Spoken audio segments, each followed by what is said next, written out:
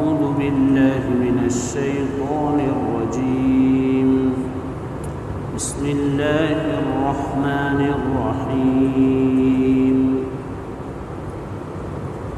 ألم تر كيف فعل ربك بأصحاب الفيل ألم يجعل كيدهم في تضليل وأرسل عليهم طيرا أبابيل ترميهم بحجارة من سجيل فجعلهم كعصف مأكول. یہ سورہ فیل ہے. فیل عربی زبان میں ہاتھی کو کہتے ہیں.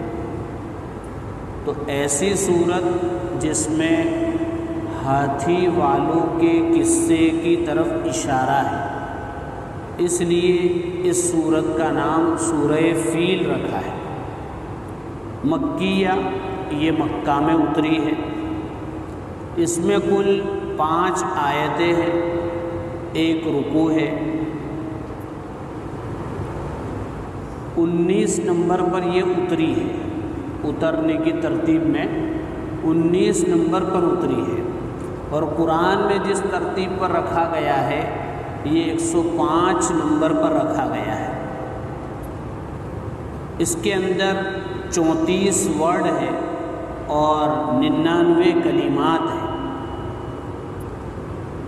یہ سورت حضور پاک صلی اللہ علیہ وسلم کی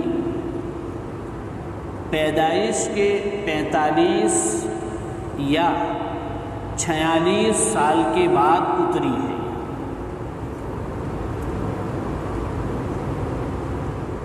اس صورت میں جو واقعہ ذکر کیا ہے، یعنی جس کی طرف اشارہ کیا ہے، اس کو ہم پہلے سمجھ لیں اور اس کے بعد انشاءاللہ ترجمہ کریں گے تو سمجھنے میں بہت آسانی ہوگی. 571 عیسوی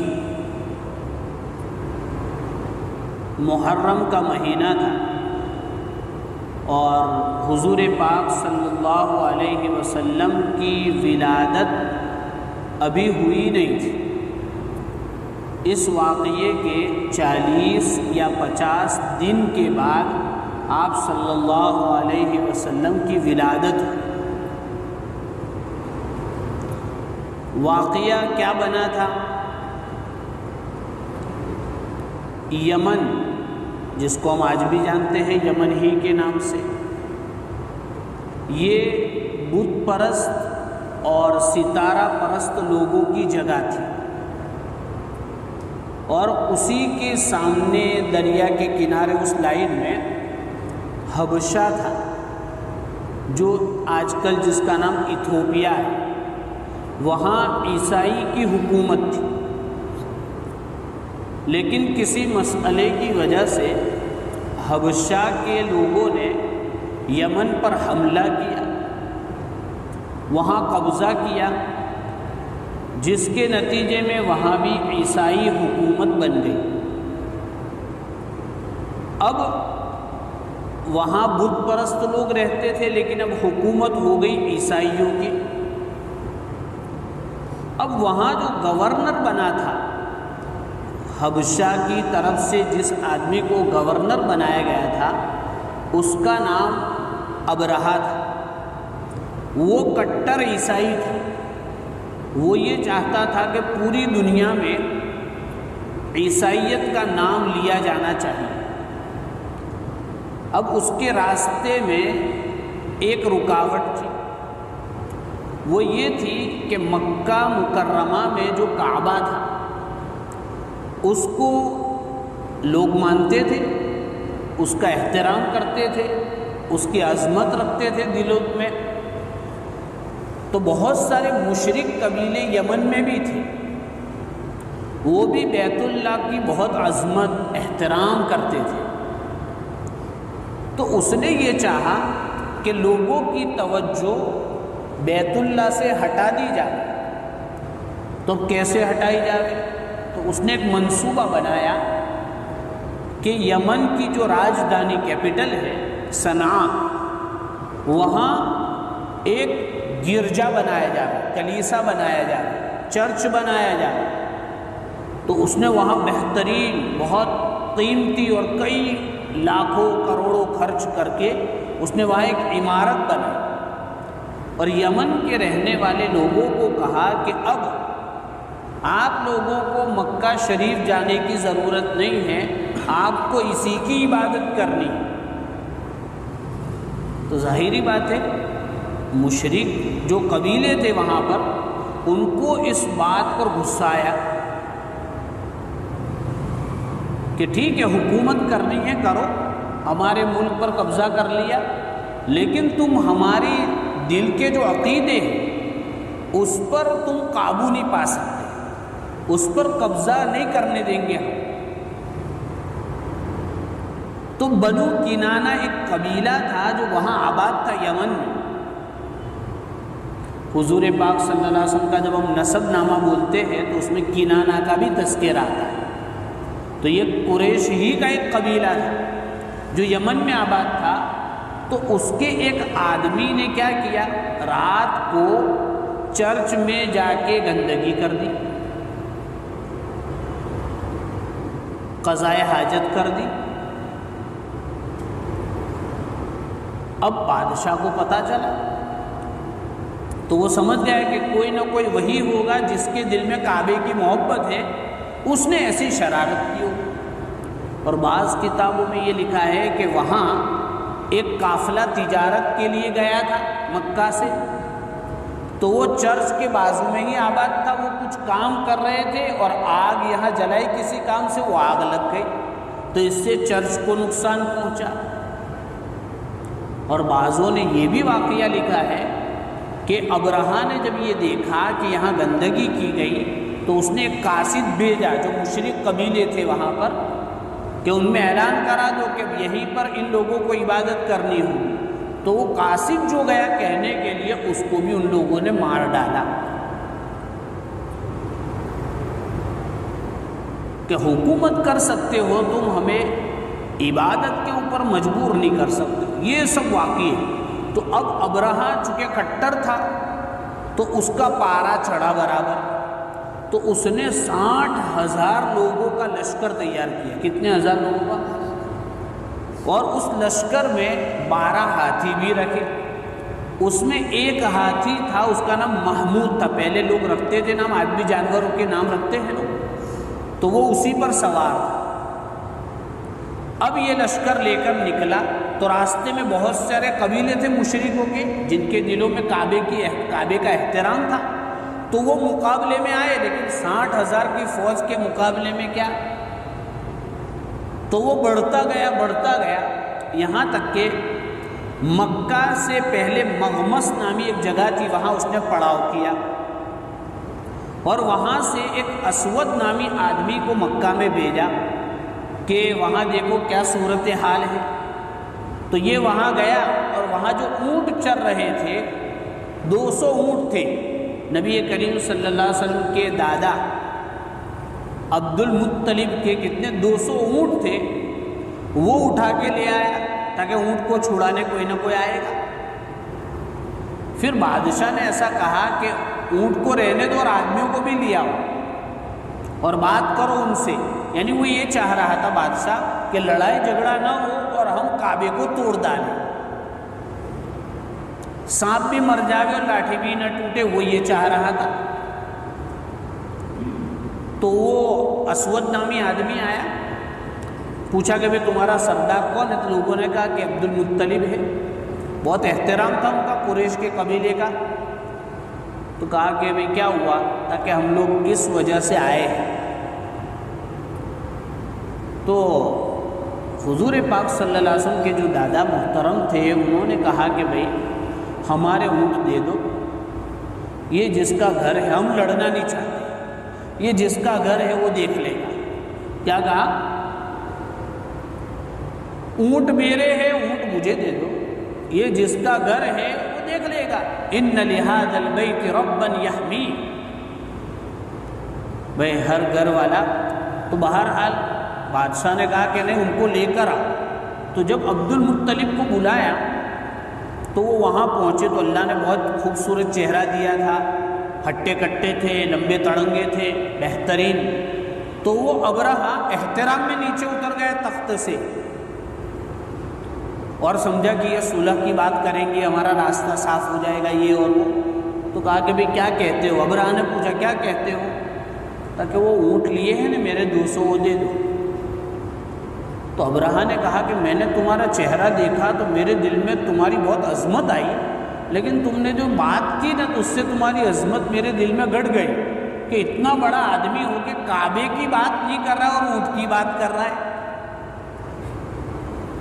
تو صاف صاف کہہ دیا دادا نے کہ بھائی دیکھ تمہارا لشکر بہت بڑا ہے، ہم لڑنا نہیں چاہتے، اونٹ ہمارے ہیں وہ دے دو اور جس کا گھر ہے وہ دیکھ لے گا. تو اس نے کہا کہ ٹھیک ہے اونٹ دے دو.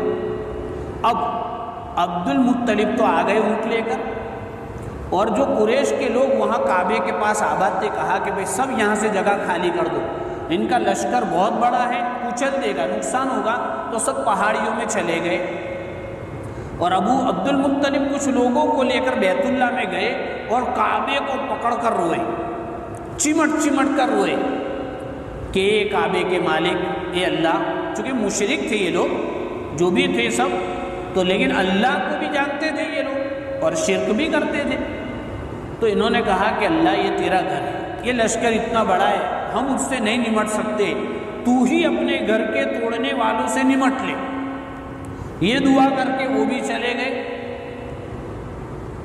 اب ابرہہ نے ایک دن نکلا، 2 دن نکلا، تیسرے دن حکم دیا کہ بھئی چلو لشکر تیار کرو چلنا ہے.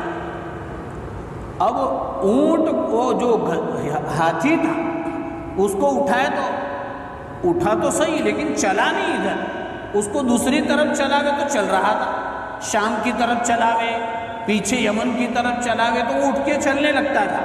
لیکن جب اس کو بیت اللہ کی طرف چلا رہے تھے تو چلنے کو تیار نہیں. ابھی یہ ہو ہی رہا تھا کہ اللہ تعالیٰ نے ایک سمندر سے پرندوں کا جھنڈ اڑایا. ابابیل پرندے کا نام نہیں، چھوٹی چھوٹی چڑیا کو کہتے ہیں. ایک نام سے بھی پرندہ ہے لیکن وہ پرندہ مراد نہیں ہے، یہاں پرندوں کا جھنڈ مراد ہے، جماعت. تو کچھ چھوٹے چھوٹے پرندے، ہر ایک پرندے کے پاس تاریخی روایتوں کے مطابق 3 کنکریاں تھیں. وہ کنکری ڈالتے تھے تو آدمی کو اوپر سے رکھ کر نیچے اتر جاتی تھی. تو کتنے تو وہی مر گئے اور کچھ بچے کھچے وہ بھی دھیرے دھیرے جا کے سڑ گل کے مر گئے. اور اب رہا یہاں تو نہیں مرا، یمن میں مرا. تو وہ آیا تو بہترین انداز میں، لیکن جب گیا تو وہ آفت اتنی خطرناک تھی. علماء نے لکھا ہے کہ چیچک کی بیماری اسی وقت سے شروع ہوئی. یہ کنکر جس کو لگتا تھا پھوڑے شروع ہو جاتے تھے اور گوشت جو تھا وہ سڑ گل کر گلنے لگتا تھا. تو اب رہا وہاں پہنچا تو پوری خالی ہڈی رہ گئی تھی. تو یہ اللہ نے ان کو عبرتناک سزا دی. تو چونکہ قرآن جو ہے وہ قصے کی کتاب نہیں ہے اور ہسٹری کی کتاب بھی نہیں ہے، اس لیے آپ دیکھیں گے ابھی ترجمہ ہوگا تو خالی اشارہ کیا ہے. حالانکہ قصہ تو 15 منٹ، یہ تو اختصار کے ساتھ کتابوں میں بہت لمبا لکھا ہے، بس وہ بات سمجھ میں آ جائے اس لیے قصہ نقل کیا گیا. تو قرآن میں جو ضروری چیز ہوتی ہے وہ نقل کی جاتی ہے. اب یہاں ہم دیکھتے ہیں ترجمہ، دیکھیے سنیے. الم تر، کیا آپ کو معلوم نہیں؟ کیف فعل، کیف کیسے، فعل کیا، ربک تمہارے پروردگار نے، باصحابی والوں سے، الفیل ہاتھی، ہاتھی والوں کے ساتھ تمہارے پروردگار نے کیسا برتاؤ کیا، کیا تمہیں معلوم نہیں؟ اور یہ قصہ ہر بچے کو معلوم تھا، وہاں پر ہر بچے کو معلوم تھا. اب یہ میں نے کہا نا، یہ قصہ تو پیش آیا تھا حضور پاک صلی اللہ علیہ وسلم کی ولادت سے 40-50 دن پہلے، اور یہ آیت کب اتر رہی ہے؟ 45 سال بعد۔ اب یہ قصہ کیوں سنا رہے اللہ؟ مشرکوں کو سنا رہے، مکہ کے مشرکوں کو، کہ کیا تم لوگوں کو معلوم نہیں؟ چونکہ مکہ کے مشرک ہم لوگ فضائل اعمال میں سنتے ہیں، علماء کے بیان میں سنتے ہیں، حکایت صحابہ میں سنتے ہیں کہ مکہ کے لوگوں نے حضور پاک صلی اللہ علیہ وسلم اور آپ کے صحابہ کی زندگی کتنی تنگ کر رکھی تھی، ستانے کے جتنے طریقے تھے سارے اپنا چکے تھے اور اپنا رہے تھے، ظلم و ستم کی چکی میں پیس رہے تھے۔ تو ان کو اللہ سنا رہا ہے کہ کیا آپ لوگوں نے دیکھا نہیں کہ تمہارے پروردگار نے ہاتھی والوں کے ساتھ کیسا کیا؟ الم یجعل کیدہم فی تضلیل، کیا تمہارے پروردگار نے ان کی چالوں کو، ان کی پلاننگ کو، ان کے منصوبوں کو، ان کی سازشوں کو فی تضلیل بیکار نہیں کر دیا؟ 60,000 کا لشکر 5 منٹ بھی نہیں لگتی، لیکن اللہ تعالیٰ نے پوری تدبیر کو کیا کر دیا؟ ملیا میٹ کر دیا، بیکار کر دیا۔ کیسے بیکار کیا؟ وَأَرْسَلَ عَلَيْهِمْ طَيْرًا أَبَابِيلَ، اور اللہ نے بھیجا علیہم ان پر طیرن پرندوں کو، ابابیل جو چھوٹے چھوٹے تھے، طیرن ابابیل پرندوں کی جماعت کو ان پر بھیجا۔ ان پرندوں نے کیا کیا؟ ترمیہم، ان پرندوں نے ان کو مارا۔ کیا مارا؟ بحجارۃ، پتھر مارے، من سجیل، جو پکے پتھر تھے۔ تو کچی مٹی کے پتھر ہوتے ہیں، ایک جیسے ہم کہتے ہیں کپچی بولتے ہیں، ایسا سمجھ لو۔ اب یہ جو پتھر تھے، علماء نے لکھا ہے کہ مسور کی دال یا اور تھوڑے بڑے چنے کے برابر تھے، چھوٹے چھوٹے۔ لیکن اللہ جب کسی چیز سے کام لینا چاہے تو اس کے لیے کوئی مشکل نہیں ہے۔ نمرود کو مارنے کے لیے لشکر بلایا تھا، لنگڑا مچھر بھیج دیا تھا۔ تو اللہ اپنی قدرت ایسے 60,000 کا لشکر، اس میں 12 ہاتھی، تو ان سب کو مارنے کے لیے ہاتھی کا، اونٹ کا، گھوڑے کا لشکر نہیں بلایا، چھوٹے چھوٹے پرندوں کو بھیجا اور کنکریوں کے ذریعے ان کی بات پوری کر دی۔ اور کیا کیا؟ فَجَعَلَهُمْ، اللہ تعالیٰ نے ان لوگوں کو ایسا کر دیا كَعَصْفٍ۔ یہاں پر بہت سارے لوگ جو جانور پالتے ہیں وہ بھی ہیں، وہ جانتے ہیں کہ گھاس ہوتی ہے، کھیت میں جب کاٹتے ہیں تو کٹائی کے بعد بہت ساری چیزیں وہاں پڑی رہتی ہیں گھاس کے تنکے، تو وہ کتنے ہوتے ہیں؟ بہت سارے لوگ تو اس کو اٹھاتے بھی نہیں، ایسے ہی پڑے پڑے سوکھ جاتے ہیں۔ تو ایک تو وہ، اور پھر اس کو اگر کسی جانور نے کھایا ہو اور اس کی گندگی بنا ہو تو وہ کیسا ہوتا ہے؟ یا اس کو یوں سمجھ لیجئے کہ ہم اپنے باڑے کے اندر بھینس وغیرہ کو باندھتے ہیں، چارہ ڈالتے ہیں، تو چارہ بہت سارا کھاتی ہے، لیکن کچھ چارہ ان کے پیروں میں آتا ہے، وہ چارہ کیسا ہو جاتا ہے؟ اس کو کہتے ہیں عصفن۔ تو اللہ تعالیٰ کہہ رہے کہ اللہ نے ان ہاتھی کے لشکر کو کیسا کر دیا؟ کعصف مأکول، کہ چبائے ہوئے بھوسے کی طرح کر دیا، چبائے ہوئے بھوسے کی طرح۔ یہ تو آیت کا ترجمہ ہوا اور قصہ ہوا، لیکن چونکہ ہم قصہ سننے تو بیٹھے نہیں، یہ سورت مجھے اور آپ کو کیا کہہ رہی ہے اس لیے بیٹھے ہیں ہم۔ تو وہ سبق کیا ہے؟ پہلا سبق تو یہ ہے کہ مشرکین مکہ کو بھی سنایا کہ جس طرح اللہ تعالیٰ نے اپنے گھر کی حفاظت کے لیے اتنے بڑے لشکر کو ختم کر دیا اپنی معمولی فوج بھیج کر، اگر تم لوگوں نے نبی کو ستا رہے ہو اس سے رک جاؤ، اگر تم لوگ ستاتے رہے تو اللہ اپنے نبی کی حفاظت کے لیے کیا کرے گا؟ تمہیں بھی کوئی نہ کوئی سزا دے کر تمہارا بھی کام پورا کر دے گا۔ الٹیمیٹم دیا جا رہا ہے ان کو کہ سدھر جاؤ۔ تو یہ تو ان کو جن کو سنایا ان کو یہ کہا گیا. ہمارے لیے کیا ہے اس میں؟ پہلی بات تو ہمارے لیے یہ ہے کہ دنیا میں جتنے بھی شعائر ہیں، یہ بیت اللہ شعار کس کو کہتے ہیں؟ اسلام کی نشانی. یہ داڑھی کو شعار کہتے ہیں، نماز کو شعار کہتے ہیں، یہ مسجد کا جو مینارے ہوتے ہیں وہ شعار ہے، اذان جو ہوتی ہے وہ شعار ہے. اور قرآن میں لکھا ہے وَمَن يُعَظِّمْ شَعَائِرَ اللَّهِ، کہ اللہ کے شعائر کی عظمت محبت وہ لوگ کرتے جن کے دلوں میں اللہ کی عظمت ہوتی، اور جو ان عظمتوں کو پامال کرتے ہیں ان کو سزا ملے گی.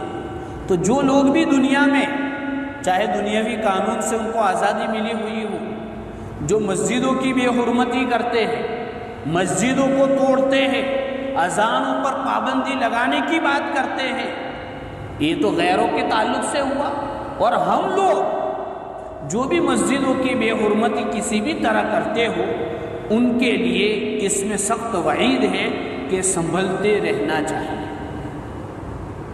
اللہ کو اپنا گھر بہت پیارا ہوتا ہے، اپنی نشانیاں بہت پیاری ہوتی ہے، اس کے ساتھ بدسلوکی، اس کی توہین، یہ آدمی کے لیے خطرے کی چیز ہے. ایک سبب تو یہ ہے. دوسرا یہ کہ عبد المطلب اس زمانے میں ظاہری باتیں بت پرست تھے، غیر مسلم تھے، لیکن انہوں نے اللہ سے دعا مانگی تو اللہ نے دعا قبول کی، تو اللہ ان کی بھی سنتا ہے. اس لیے کسی غیر مسلم کو خامخواہ نہیں ستانے کا، چونکہ مظلوم کی بد دعا سے بچنے کے لیے اللہ کے رسول صلی اللہ علیہ وسلم نے ہمیں کہا ہے. اور دوسری بات یہ کہ جب اللہ غیر مسلم کی سنے گا تو مسلمانوں کی نہیں سنے گا، اس لیے دعا میں کوتاہی نہیں کرنی چاہیے، دعائیں خوب مانگنی چاہیے. تیسرا سبق یہ ہے کہ اللہ تعالیٰ چاہتا تو ابرہہ کے لشکر کو یمن میں نمٹا دیتا، یا راستے میں آتے آتے جو قبائلوں نے مقابلہ کیا تو قبائل کو ایسی طاقت دے دیتے تو ان کو نمٹا دیتا. لیکن اللہ تعالیٰ مادی اور ظاہری طاقت کے سامنے اپنی غیبی طاقت بتانا چاہ رہا تھا. علماء نے اس نقطے کو لکھا ہے کہ اللہ تعالیٰ چاہتا تو وہاں کر دیتا، لیکن اللہ تعالیٰ اپنی غیبی طاقت کہ اللہ کے پاس جو لشکر ہے ان لشکروں کا مقابلہ کوئی نہیں کر سکتا، تو اللہ نے غیبی مدد بھیجی. اور پھر یہ واقعہ مکہ میں کروایا، چونکہ حضور پاک صلی اللہ علیہ وسلم کو چند ہی دنوں میں آنا تھا تو پہلے سے راستہ ہموار کیا جا رہا تھا. پہلے سے راستہ کہ اب ایک نبی ایسے آنے والے جو بیت اللہ کی عظمت پورے عالم میں بٹھائیں گے، اور بیت اللہ پورے عالم کا توحید کا مرکز بنے گا. تو یہ اس کی تیاریاں ہو رہی تھی. اور آخری سبق اس میں یہ ہے کہ آدمی کو طاقت اور حکومت کے نشے میں نہیں آنا چاہیے. اب رہا چاہتا تو بہت سارے طریقے تھے، جس نے گندگی کی تھی اس کو مار ڈالتا، جس نے غلط کیا تھا ان کو سزا دیتا. بیت اللہ کو توڑنے کی کیا ضرورت تھی؟ تو طاقت کے نشے میں آیا، حکومتی پاور کو استعمال کرنا چاہ رہا تھا. تو اللہ تعالیٰ ان کو آگے نہیں، ایک حد تک بڑھ سکتے ہیں، ایک حد تک، اس سے آگے نہیں. اس لیے اگر ہمیں کوئی عہدہ دے، ہمیں کوئی طاقت ملے، ہمارے پاس حکومت ہو، تو اس کے نشے میں آ کر لوگوں پر ظلم و ستم نہیں کرنا چاہیے.